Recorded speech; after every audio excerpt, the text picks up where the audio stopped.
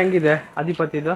ಇದೆಲ್ಲ ಒಳ್ಳೆ ಮೃದು ಸ್ವಭಾವ ಸರ್. ಮನೆ ಹತ್ರ ಎಲ್ಲಾನು ಯಾರೇ ಇಟ್ಕೊಂಡ್ಲಿ ಏನೇ ಮಾಡಲ್ಲ ಅದು.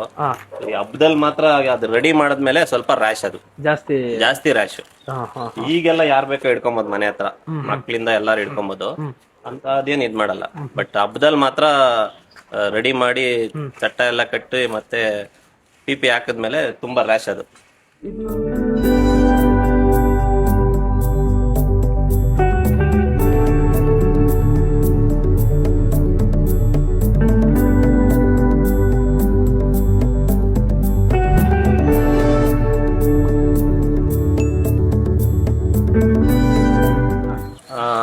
ಮೊನ್ನೆ ಗುರುವಾರ ರೀಸೆಂಟ್ ಆಗಿ ಹಬ್ಬ ಮಾಡಿದ್ವಿ, ಇಲ್ಲಿ ಶಾನ್ ಮಾವ್ಗೆ ಹಾಕಿದ್ವಿ ಎರಡೂನು. ಇದು NTC ಅಧಿಪತಿ, ಇದು TVS ಅಧಿಪತಿ ಅಂತ. ಇದು NTC ಕಿಂಗ್, TVS ಕಿಂಗ್ ಅಂತ ಎರಡು ಓರಿ ಹಾಕಿದ್ವಿ. ಇಲ್ಲಿ ಒಳ್ಳೆ ಹಬ್ಬ ಮಾಡ್ತು. ಇದಕ್ಕೂ PP ಒಂದು 12-13 ಅಡಿ ಹಾಕಿದ್ವಿ. ಇದಕ್ಕೂ ಅಷ್ಟೇ PP 12-13 ಅಡಿ ಹಾಕಿದ್ವಿ. ಇದು ಒಂದ್ ರೌಂಡ್ಗೆ ಅದು ಸ್ವಲ್ಪ ಫಾರೆಸ್ಟ್ ಏರಿಯಾ ಆ ಕಡೆ, ಅದು ಕಾಡು ಒಳಗಡೆ ಹೋಗ್ಬಿಡ್ತು. ಕಾಡು ಒಳಗಡೆ ಹೋಗಿ ಸಿಕ್ಕಿದ್ ಸ್ವಲ್ಪ ಲೇಟ್ ಆಯ್ತು, ಅದರಿಂದ ಅದು ಒಂದೇ ರೌಂಡ್ ಹಾಕಕ್ಕಾಗಿದ್ದು.